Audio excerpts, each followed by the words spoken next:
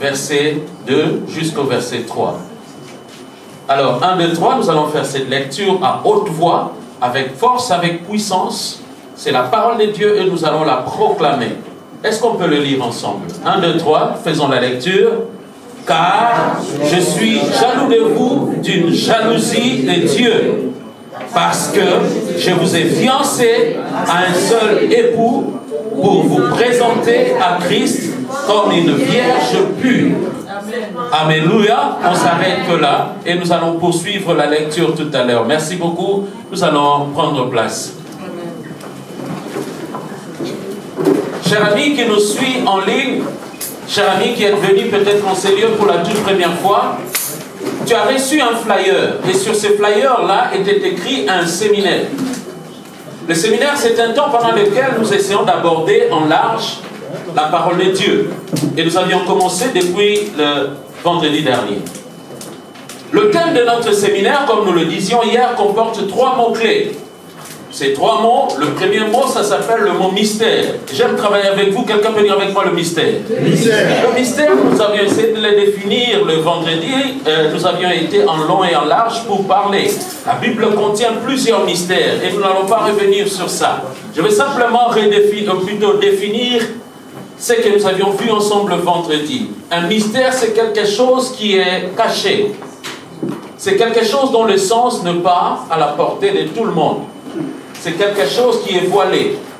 Et un mystère doit être dévoilé. Quelqu'un peut dire avec moi, le mystère doit être dévoilé. Le mystère doit être dévoilé. Nous l'avons lu tout à l'heure et nous avions crié, quand un mystère reste voilé, tu n'as pas la révélation et tu vas marcher sans frein. Mais quand tu as la révélation ou quand un mystère est dévoilé, tu es éclairé et tu sais comment pouvoir te positionner. Ça te donne la victoire, ça te permet de pouvoir marcher avec puissance. Nous avions dit que notre thème, c'est le mystère de la fiancée de Christ. Et nous étions en train de dire que ces titres comportaient 3 mots principaux. Le premier, c'était le mot mystère. Le deuxième mot, c'était le mot Christ. Alors hier samedi, je voudrais vous encourager, pour ceux qui n'étaient pas là avec nous hier, ou ceux qui étaient là hier, nous avions tellement vu de choses.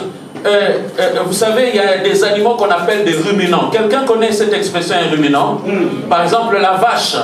La vache, il a plusieurs estomacs. Il a 4 poches. Au fait, quand la vache mange, il mâche, il envoie la nourriture dans un premier estomac. Ce premier estomac garde la nourriture. Alors, à un moment donné, la vache ressort cette nourriture qui est dans la première poche, il l'envoie dans la deuxième poche. C'est pour cela, nous avions des chèvres à l'époque. Les chèvres aussi sont des ruminants. Quand tu viens voir la chèvre la nuit, tu peux avoir peur. Tu peux te dire, mais cet animal, il ne dort pas ou quoi? C'est-à-dire, la nuit, alors que vous dormiez, les poules sont en train de dormir. Lui, qu'est-ce qu'il est en train de faire? Il fait comme ça.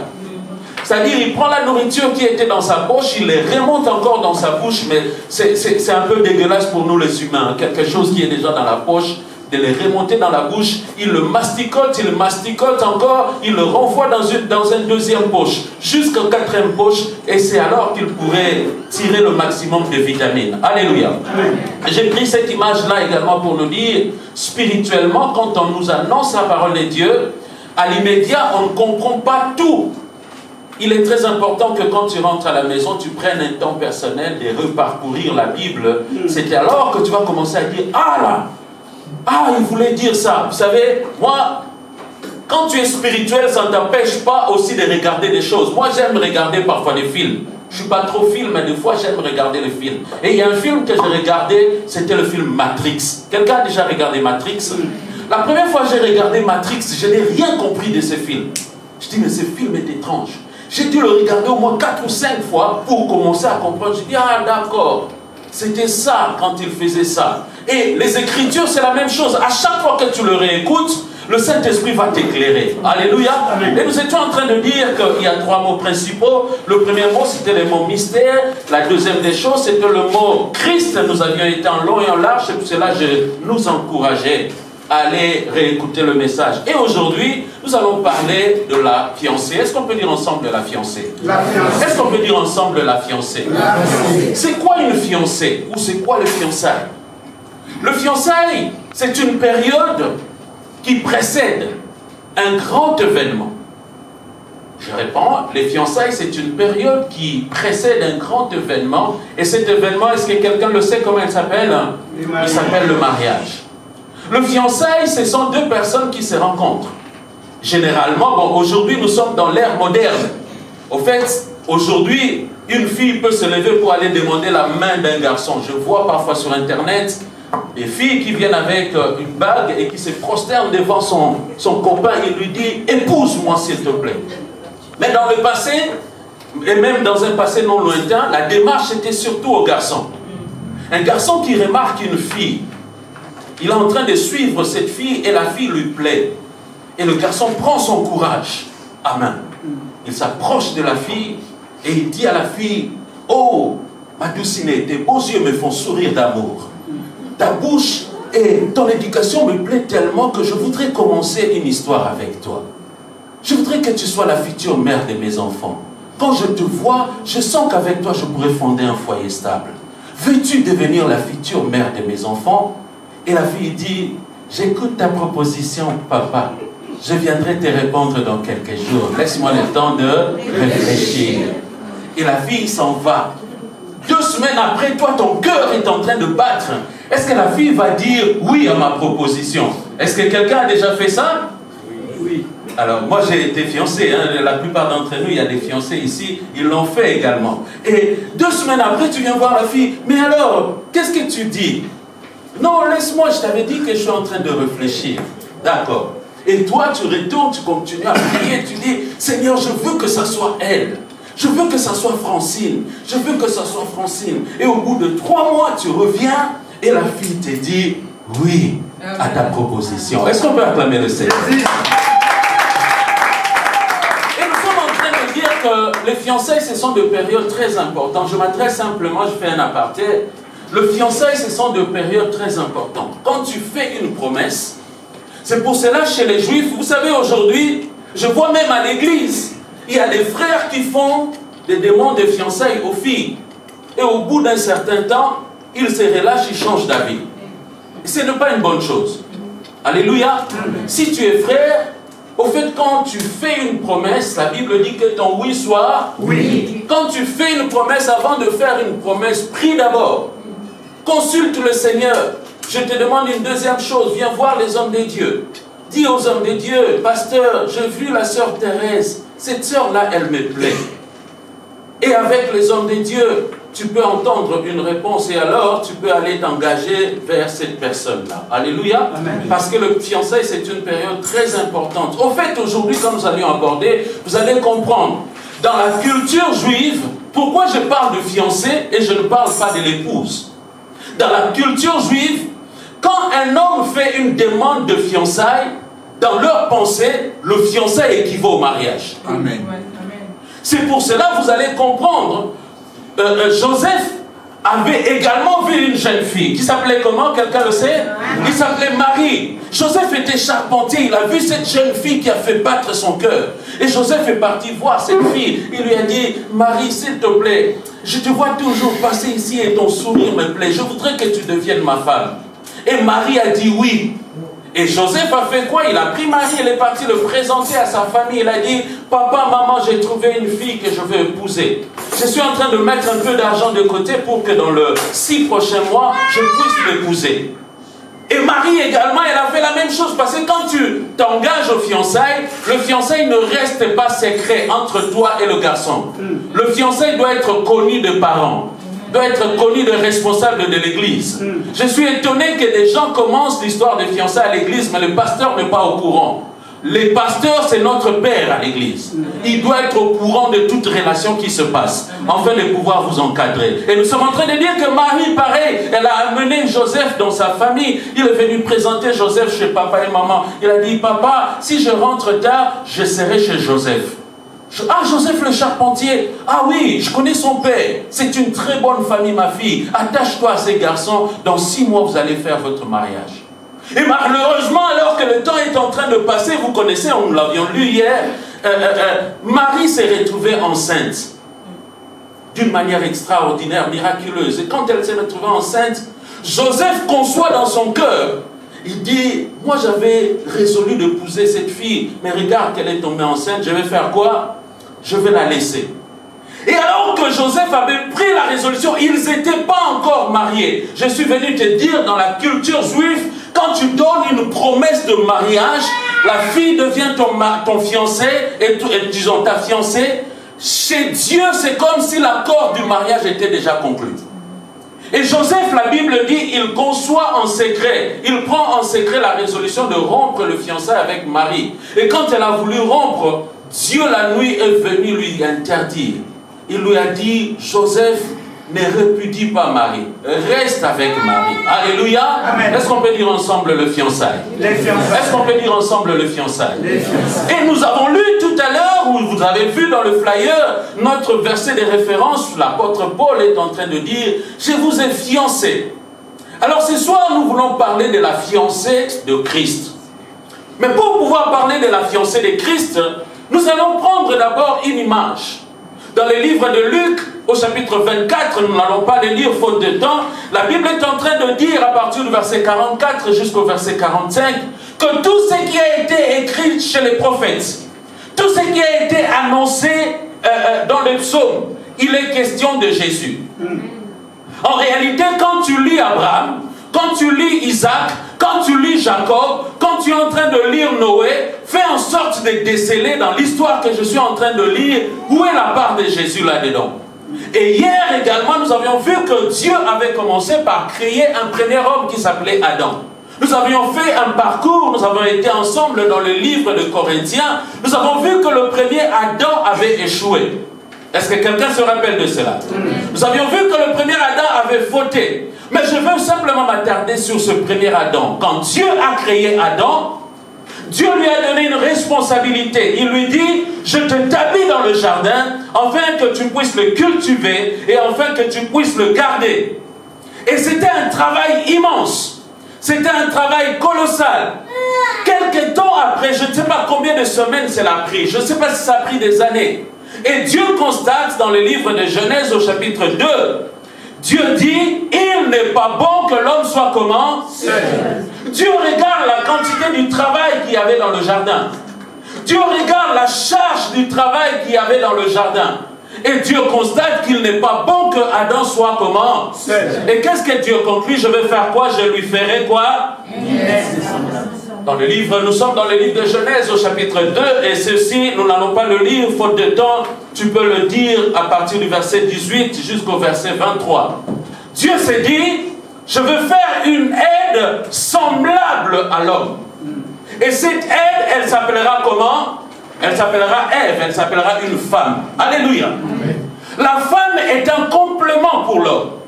Dieu constate que la charge du travail que Dieu lui avait confié à Adam était tellement immense que Adam ne peut pas le réaliser tout seul. Et Dieu promet qu'il va lui donner une aide. Et qu'est-ce que Dieu fait? Vous connaissez cette histoire. Dieu va faire quoi? Il va littéralement endormir Adam. C'était la toute première intervention chirurgicale avec l'anesthésie générale. Adam est complètement anesthésié et Adam est complètement endormi. Et alors que Adam est endormi, Dieu vient parce que Dieu voulait que cette femme soit tirée de l'homme. Qu'est-ce que Dieu fait? Dieu lui fait une intervention chirurgicale. Dieu lui ouvre le côte et Dieu tire un os. Il aurait pu prendre l'os du pied, mais il s'est dit, si je prenais l'os du pied, Adam allait dominer sur la femme. Je m'adresse à tous les hommes qui sont ici. Dieu t'a donné une femme, mais Dieu ne t'a pas dit domine sur elle. Dieu t'a dit domine sur les poissons, domine sur les espèces, mais tu ne dois pas dominer sur ta femme. La femme n'est pas notre chose, elle est une aide à notre côté. Dieu a regardé s'il devait prendre l'os qu'il devait former Ève du pied, Adam allait l'écraser. Et si également Dieu devait prendre cet os sur la tête, la femme allait dominer sur le mari. Je m'adresse à toutes les femmes mariées dans cette salle. Il se pourrait que tu aies épousé un homme qui est très calme, qui ne parle pas beaucoup, et que toi tu as un tempérament très dynamique. Ne domine jamais sur ton mari. Ne sois jamais Jézabel. Alléluia. Est-ce que quelqu'un connaît Jézabel? Jézabel, c'était une femme méchante. Elle avait épousé un mari bolos. Les jeunes utilisent le terme bolos. Il était très calme, très mou, très timide. Et il avait une femme qui était très vive, dynamique. Et la femme l'écrasait. Et Dieu a dit, qu'est-ce que je veux faire? Je vais prendre justement le milieu, le juste milieu. Et Dieu vient du côté du cœur. Les femmes, vous avez été tirées du côté du cœur. Et Dieu sort un os. Avec cet os, Dieu crée un complément à l'homme. Et ce complément, Dieu l'appelle comment? Femme. Et subitement après l'intervention, après qu'il ait formé la femme, Adam n'avait pas vu comment Dieu avait formé la femme. Quand Adam se relève de son sommeil, de son anesthésie, il est dans la salle de réveil. Qu'est-ce qu'il voit? Dieu lui a amené quelqu'un. Oh, je prie que Dieu donne à un homme qui est célibataire ici une femme. Une bonne femme. Je prie également que Dieu donne à une jeune fille un mari. Mais un bon mari. Est-ce qu'on peut acclamer le Seigneur? Et Dieu lui amène une personne que Adam n'avait jamais vue. Quand Adam regarde cette personne, il dit, waouh, quelle beauté. Il dit, cette fois-ci, celle-ci, c'est l'os de mes os. La première des choses que Adam va voir, Adam ne voit pas d'abord la beauté. S'il te plaît, je m'adresse à tous les célibataires. Quand tu cherches un partenaire, ne regarde pas d'abord l'apparence extérieure. Adam regarde d'abord la constitution intérieure de cette personne. Il voit l'os. Quelqu'un peut dire avec moi l'os.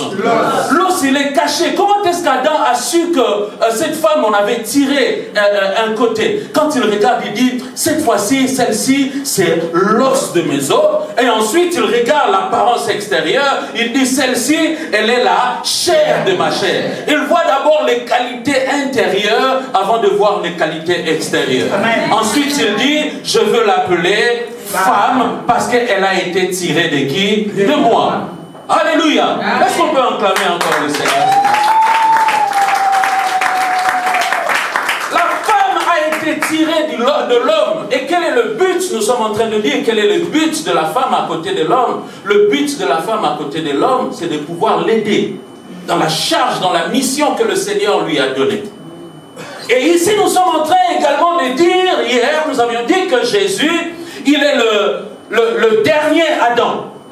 Il est le second homme.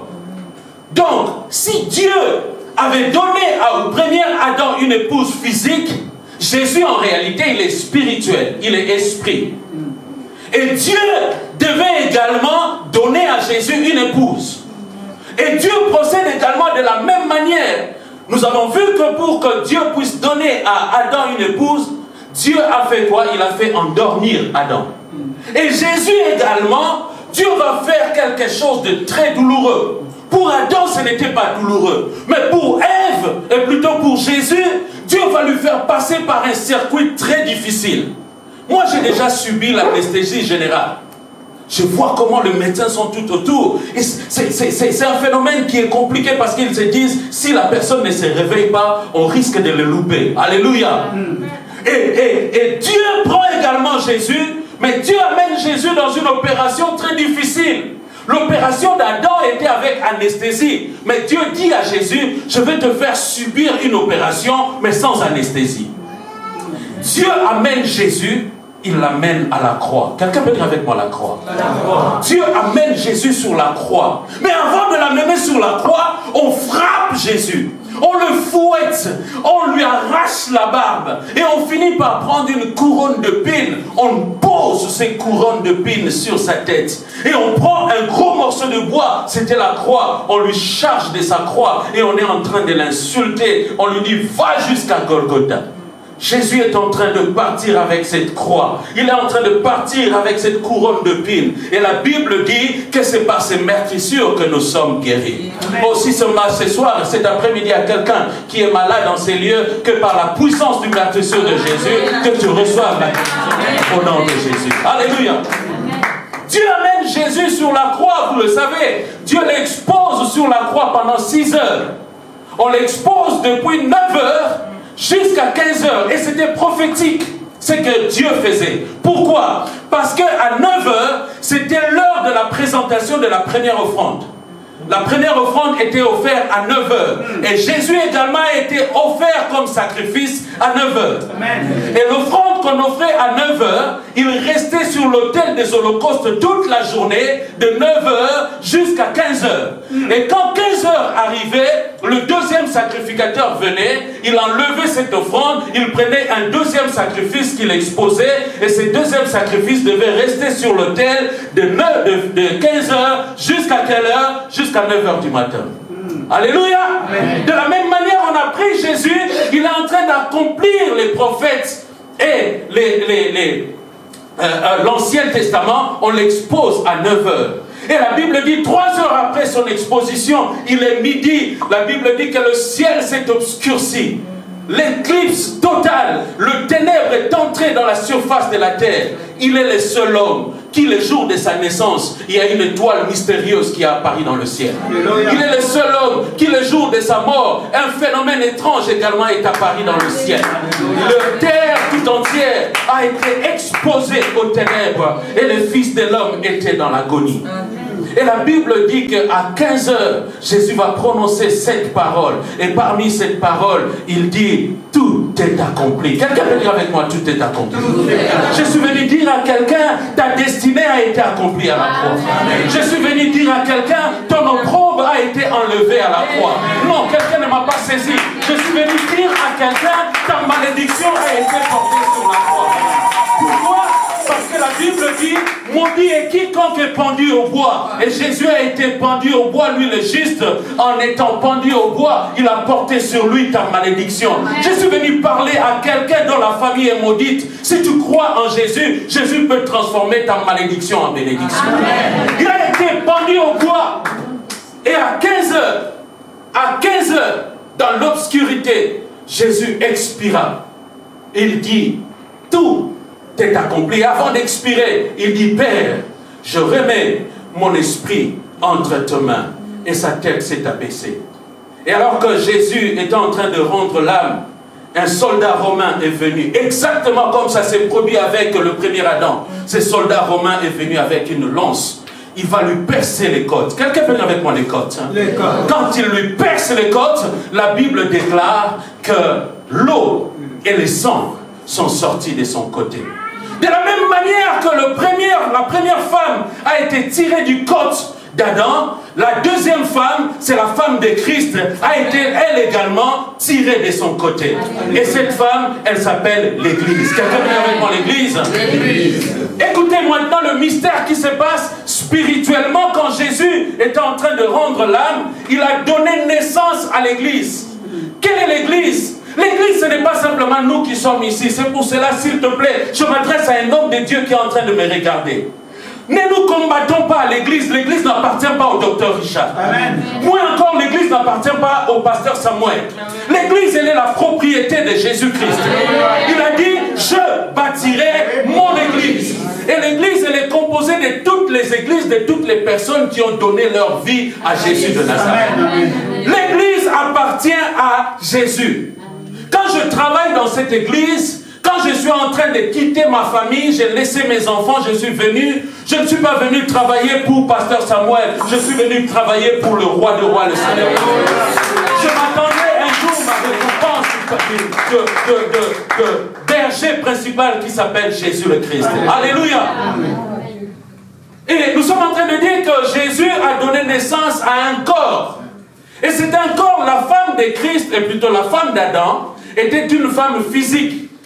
Mais Jésus donne naissance à la croix à une femme, mais cette femme, elle est spirituelle. Et ça s'appelle le corps de Christ. Elle est spirituelle. Mais maintenant, réalisons ce qui se passe, nous l'avons vu hier. Toute personne qui croit en l'œuvre de la croix, toute personne qui reçoit Jésus comme son Seigneur et son Sauveur, Jésus te fait naître de nouveau dans ton royaume. Tu deviens une personne nouveau-née. C'est ce qu'il a dit à Nicodème. Ce qui est de la chair est chair, mais ce qui est né de l'esprit est esprit. Quand tu deviens enfant de Dieu, tu es né de nouveau. Regarde une réalité spirituelle que Paul a compris. Paul dit ceci, il nous a délivrés des puissances de ténèbres et il nous a transportés dans le royaume de son Fils bien-aimé. Vous me voyez, je suis à Nice, mais mon esprit n'habite pas Nice. Mon esprit habite dans le ciel, à la gloire du Père. Quand tu es né de nouveau, Dieu te prend de la terre, il te transporte dans le ciel. La deuxième des choses que Dieu fait, quand tu es né de nouveau, Dieu t'intègre maintenant dans le corps que nous avions vu sortir de Jésus. Dieu t'intègre dans ce corps. Et ce corps-là, elle s'appelle la fiancée de Christ. Et quelqu'un peut dire avec moi la fiancée de Christ. Dieu te prend. La fiancée de Christ, c'est quoi? La fiancée de Christ, c'est l'ensemble des hommes et des femmes qui habitent sur la terre et qui ont cru à la puissance de la résurrection et de la mort de Christ. Amen. Quand tu crois en cela, Jésus te prend, Jésus t'intègre dans ce corps. Tu deviens membre du corps de Jésus. Est-ce que quelqu'un peut dire avec moi, je suis membre du corps de Christ? Bien aimé, si tu comprends ce mystère, tu appartiens à Jésus. C'est lui qui ose t'attaquer, il ose s'attaquer à Dieu. Si un sorcier commet l'erreur de pouvoir t'attaquer la nuit, il est en train de s'attaquer à qui? Parce que tu es la femme de Jésus. Et s'il te plaît, si tu touches à ma femme, je n'ai pas fait de sport, mais je peux retrouver un dynamisme comme quoi tu peux avoir un coup de tête qui est sorti de nulle part parce que tu as osé s'attaquer à la femme du docteur Richard. Mais imagine-toi maintenant que tu es en train de mépriser la femme de Jésus, et bien Jésus va se charger de toi. Est-ce que quelqu'un peut dire amen avec moi? L'épouse de Jésus ou la fiancée de Christ, elle est une personne. C'est l'ensemble des hommes et des femmes qui ont donné leur vie à Jésus. Et comme nous sommes en train de voir, quand tu donnes ta vie à Jésus, Jésus te prend, Jésus t'intègre dans ses corps.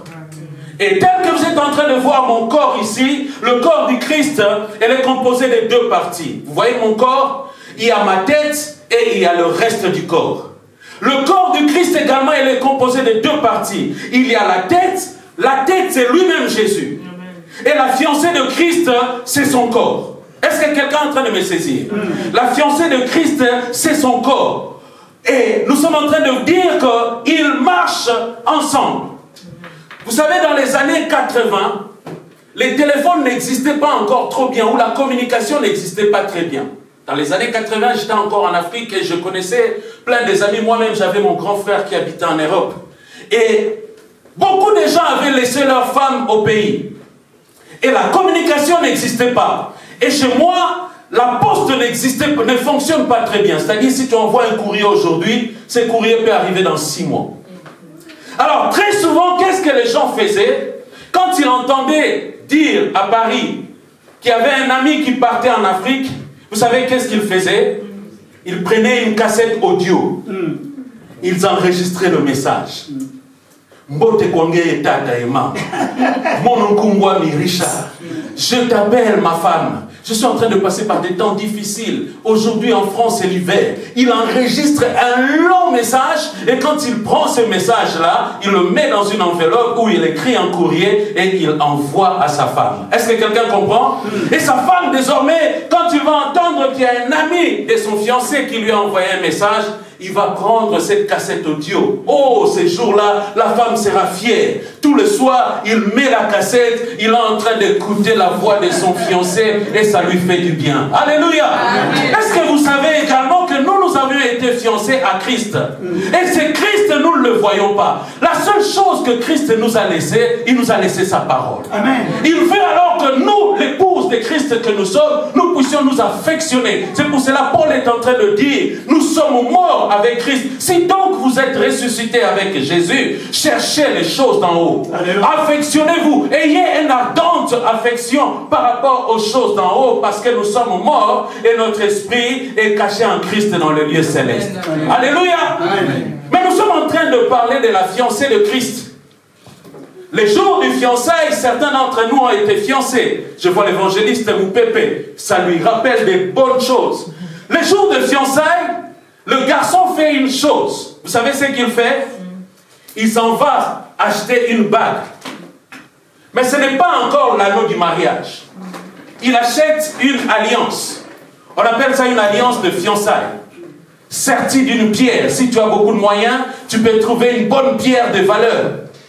Et les jours officiels de ton fiançailles, tu amènes cette alliance-là également. Tu prends l'alliance, tu dis à ta femme, voici l'anneau que je te mets. Mais ça, ce n'est que l'anneau de fiançailles. Et je suis venu dire à l'église que les fiançailles ne durent pas éternellement. Amen. Je m'insurge contre les personnes qui font durer 10 ans les fiançailles.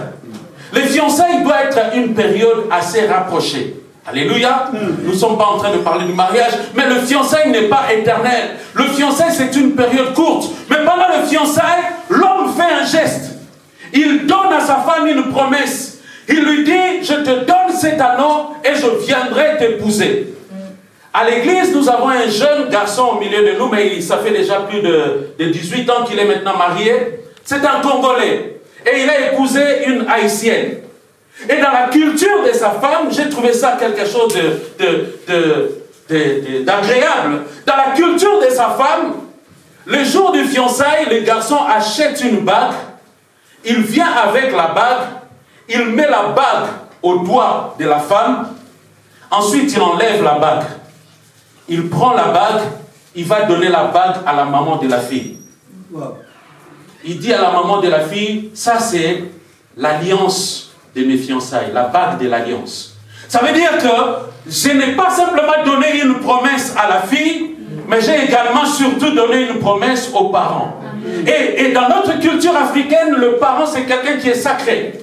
Donc en fait, je peux avoir une promesse légère vis-à-vis d'une fille, mais je ne peux pas avoir une promesse banale vis-à-vis d'une autorité, vis-à-vis des parents. Et tu lui donnes la bague de fiançailles. Chez eux, la dot n'existe pas. Et puis tu t'en vas. Tu commences à préparer les choses de la vie. Et tu commences à préparer le mariage civil. Et le jour du mariage, tu vas revenir et la maman va se souvenir que tu lui avais donné quoi? Une bague. Écoute également, toi et moi, en tant que fiancés de Christ, Christ également a scellé ses fiançailles par quelque chose de précieux. Il ne nous a pas donné un anneau. Et vous savez qu'est-ce que Jésus nous a laissé? Il nous a donné le Saint-Esprit. Quelqu'un peut dire avec moi le Saint-Esprit. La Bible dit que le Saint-Esprit c'est un gage. C'est juste une avance. C'est juste pour dire que je t'ai laissé quelque chose, mais je reviendrai parce que s'il y a une chose que Jésus ne peut jamais faire, il ne peut jamais mentir. L'homme peut, moi j'ai un ami qui a promis en mariage une fiancée, ça faisait 13 ans que cela durait et au final le garçon a changé d'avis, il a épousé une autre fille. Mais quand Jésus te promet au mariage, tout ce que Jésus promet, Jésus finit par la réaliser. Alléluia. Mais maintenant que nous sommes en train d'écouter la parole de Dieu, que faire? J'aime toujours réfléchir et nous poser la question, que faire? Nous sommes en train de parler de la fiancée de Christ. Quelle est ta responsabilité? Quelle est ma responsabilité? Alléluia. Amen. Est-ce qu'on peut quand même lire encore ensemble un verset? Nous allons aller dans le livre d'Ézéchiel. Allons-y ensemble. Ézéchiel, s'il vous plaît. C'est dans l'Ancien Testament. Nous sommes dans Ézéchiel au chapitre 16.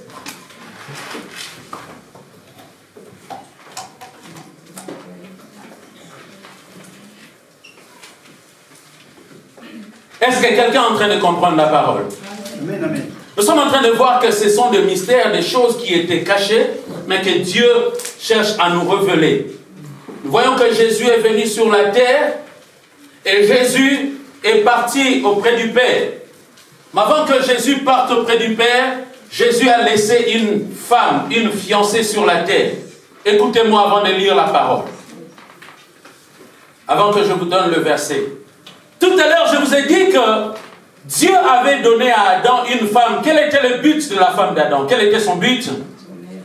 Elle devait être une aide. Elle devait épauler son mari dans les différents travaux que Dieu lui a donnés. Mais écoute également la responsabilité de l'épouse ou de la fiancée de Christ. Dieu ou Jésus est retourné au ciel. Mais hier, ensemble avec vous, nous avions vu que la terre est la terre des hommes et le ciel est le ciel de qui? De Dieu. Est-ce que quelqu'un est d'accord avec moi? Maintenant, Jésus, qu'est-ce qu'il est parti faire dans le ciel? Il est parti nous préparer une place. L'évangéliste Éveil, il est venu en France, il s'est battu comme un homme. Et qu'il était en train de faire? Il était en train de mettre un peu d'argent de côté pour qu'au final, à la fin de fin, il puisse faire quoi? Il puisse faire venir son épouse pour que sa femme le rejoigne, afin que là où lui il est, sa femme le soit aussi. Alléluia.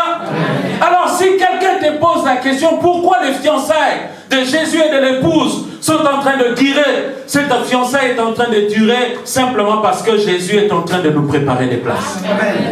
Simplement parce qu'il est en train de nous préparer des places. Il n'a pas encore fini. Et il nous a fait une promesse. Il dit, je m'en vais près du Père, je m'en vais vous préparer des places, et quand j'aurai fini de préparer des places, je reviendrai vous chercher.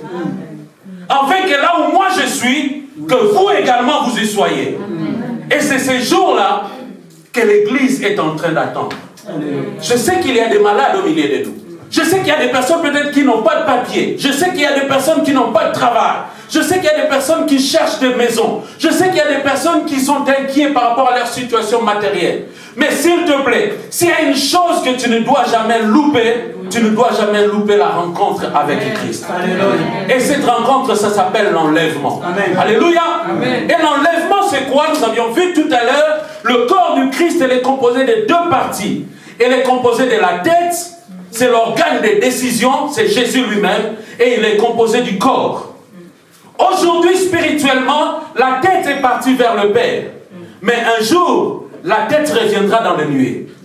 Et quand la tête reviendra dans le nuée, qu'est-ce qui va se passer? Son corps qui est sur la terre, et nous sommes en train de voir que son corps, il est un. Le corps de Christ n'est pas divisé. L'église n'est pas divisée. Je m'insurge contre les hommes de Dieu qui divisent les églises.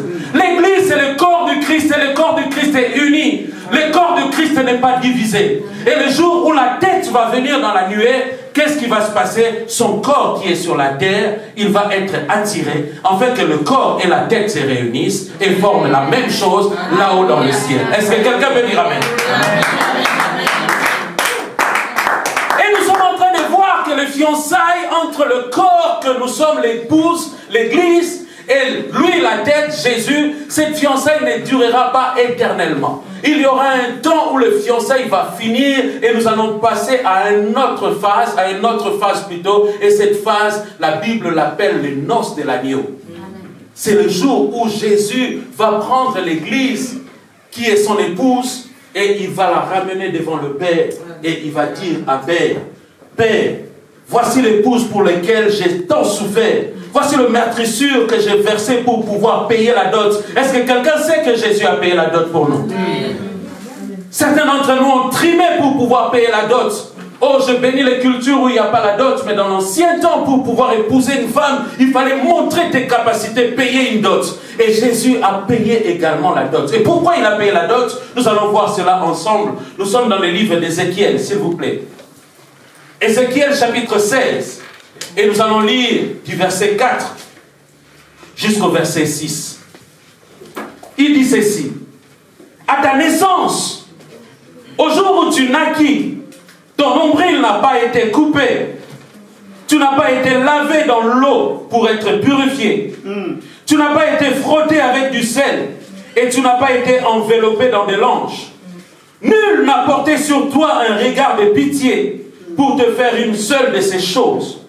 Par comparaison pour toi. Mais tu as été jeté dans le champ le jour de ta naissance, parce qu'on avait horreur de toi. Écoute maintenant ce qui se passe. Je passais près de toi. Je t'aperçus baigné dans ton sang. Et je te dis, vis dans ton sang. Je te dis, vis dans ton sang. Je t'ai multiplié comme de l'herbe de champ. Et tu as pris de la croissance, et tu grandis, et tu deviens d'une beauté parfaite. Alléluia. Amen. Alléluia. Amen. Le jour où Christ vient chercher sa fiancée que nous sommes sales. Nous sommes dans la prison du diable. Et qu'est-ce que Jésus devait faire? Jésus a payé une dot, c'est pour cela Pierre est en train de dire, ce n'est pas par des choses périssables que vous avez été rachetés de votre vaine manière de vivre, mais nous avons été rachetés par un grand prix. Jésus a payé le prix de son sang pour pouvoir nous sortir de la prison de l'ennemi, pour pouvoir lui appartenir. Et parce qu'il a payé ce prix, désormais tu es devenu la propriété de Jésus. Est-ce que quelqu'un peut se taper la poitrine et dire avec moi, je suis la propriété de Jésus? Je suis la propriété de Jésus. Nous sommes devenus la propriété de Jésus. Et maintenant la question que nous voulons nous poser, quelle est notre responsabilité? Eh bien, une fois que tu deviens enfant de Dieu, ma soeur, mon frère, tu ne dois pas croiser les bras pour te dire, ça y est, Dieu m'a sauvé, ça y est, c'est fini pour moi. La responsabilité, pasteur, que vous avez maintenant aujourd'hui, en tant qu'une entité locale, c'est d'aller faire de toutes les nations les disciples de Christ. Dieu a besoin que son corps puisse avoir de la croissance.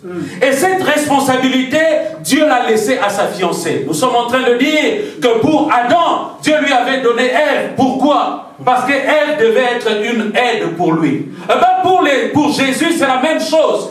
Dieu est allé au ciel, mais il a laissé son Saint-Esprit entre les mains de son épouse. Et son épouse est devenue son bras droit.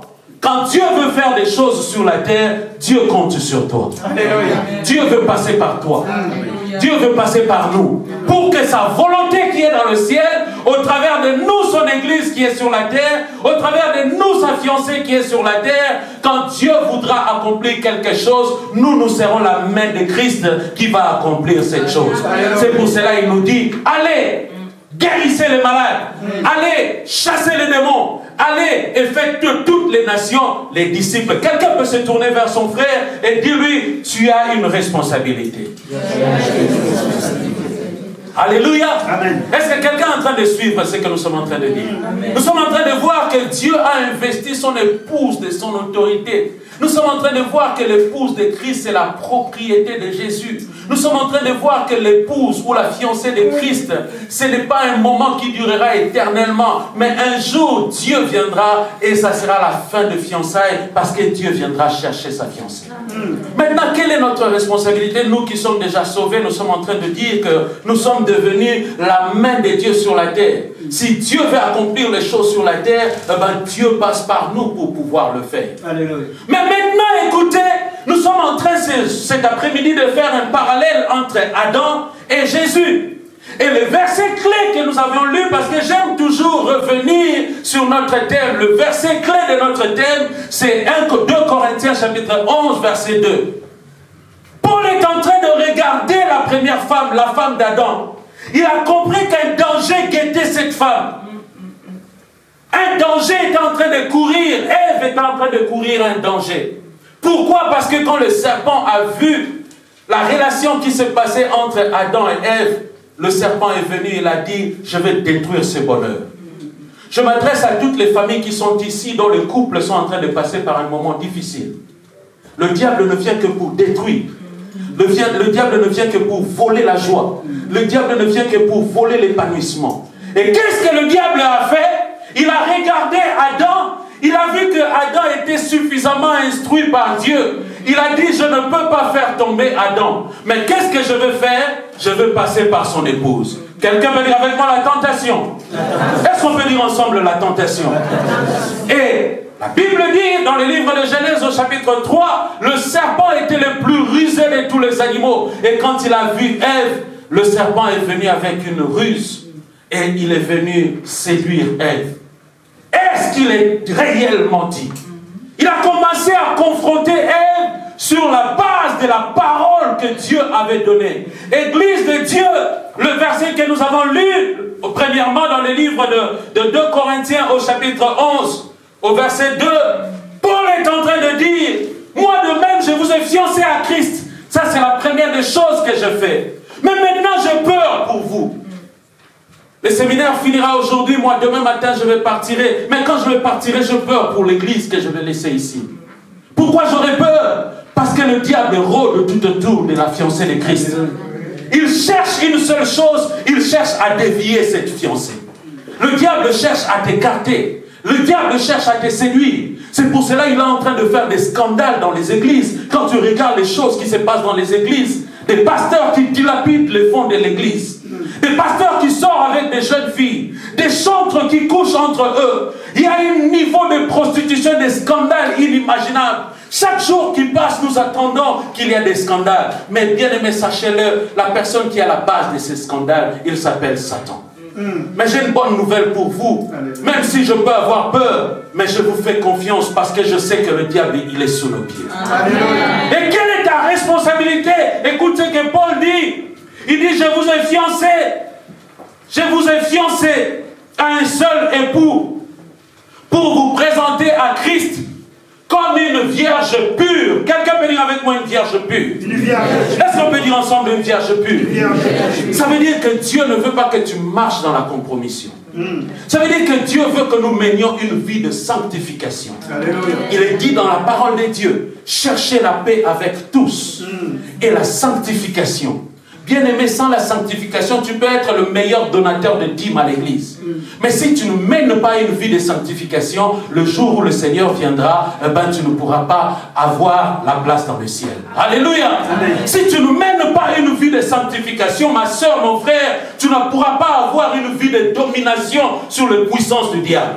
Amen. Amen. Une fois à l'église à Saint-Denis, on était en train de prier, de délivrer une sœur qui était possédée par les esprits impurs. Un frère également est venu et il a commencé à dire au nom de Jésus, sors. Et la sœur a levé sa tête, il a regardé le frère, il lui a dit, même toi aussi tu oses parler. Toi aussi tu oses parler. Tu veux que je dise aux autres ce que tu as fait hier? Alléluia. Les démons connaissent notre identité. Il a dit quand Jésus entrait à Gadara, il a dit, oh Jésus, fils de l'homme, qu'a-t-il entre toi et moi? Les démons te connaissent. Et les démons respectent les gens qui marchent dans la sanctification. Est-ce qu'on peut dire ensemble la sanctification? La sanctification doit être le partage de l'église. La sanctification n'est rien d'autre la haine du péché. Nous devons avoir le péché en horreur. Parce que quand tu marches dans la sanctification, tu es en train de manifester l'autorité de Christ. Quand tu marches dans la sanctification, tu es en train de plaire à Dieu. Donc nous sommes en train de voir 3 exigences ce soir. La première exigence ou la première responsabilité en tant que fiancé de Christ, au travers de toi, Dieu veut accomplir sa volonté sur la terre. Quelle est cette volonté? Au travers de toi, Dieu veut que les nations soient gagnées à Christ. Vous voyez toutes ces chaises qui sont quelque part vides. Dieu attend que toi et moi nous fassions ce travail d'évangélisation. Pour pouvoir amener nos voisins de palier, pour pouvoir amener nos amis de l'école et leur présenter Christ. Pour leur dire, ma soeur, mon frère, ta vie est précieuse, Jésus te veut. Et nous partageons tous les dimanches au centre de Nice la parole de Dieu. Est-ce que tu peux venir avec nous plutôt? C'est ça ta responsabilité. Quelle est ta deuxième responsabilité? Ta deuxième responsabilité, c'est d'avoir la foi. Quand je parle de la fiancée de Christ, ça me rappelle également l'image d'Isaac. Isaac est devenu grand. Il a 40 ans. Il veut se marier. Et Isaac ne choisit pas lui-même sa femme. Isaac, c'est son père qui lui choisit la femme. Vous savez, à l'époque de mes parents sont très très vieux. Mon père est déjà décédé, mais s'il était de 7 ans, mon père aurait eu cette année 100 ans, parce qu'il est né en 1924. À l'époque de mes parents, les parents ne se mariaient pas, c'est-à-dire, je dis ils se mariaient pas, c'est-à-dire ce n'est pas le garçon qui faisait la démarche vers la fille pour la draguer. C'était le père, c'est-à-dire notre grand-père, qui constatait que papa était devenu grand. Il avait 20 ans.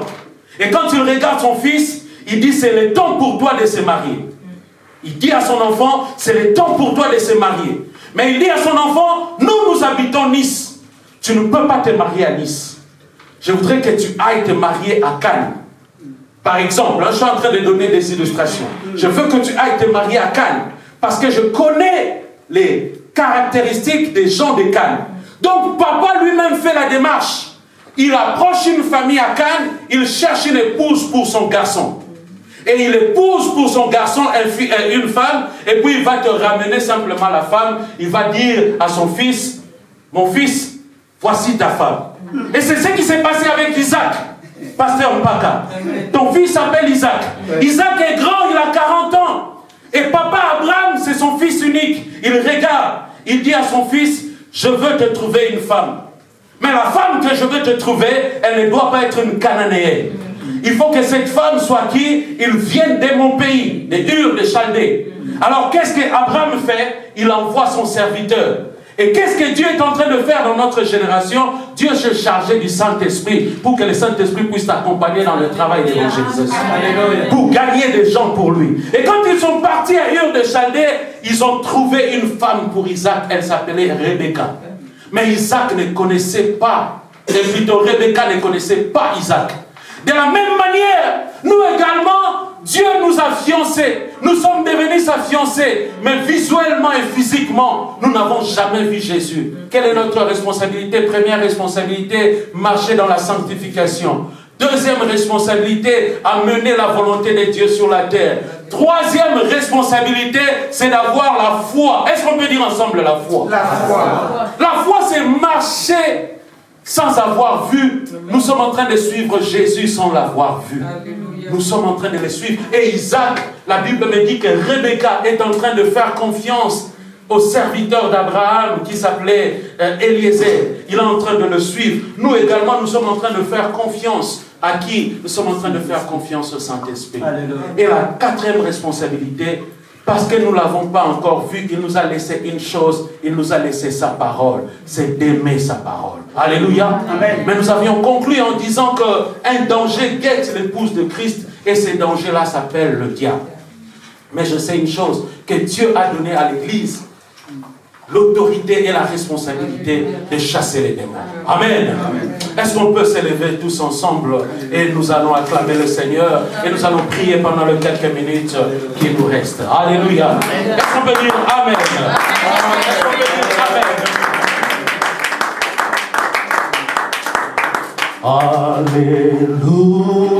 Alléluia. Alléluia.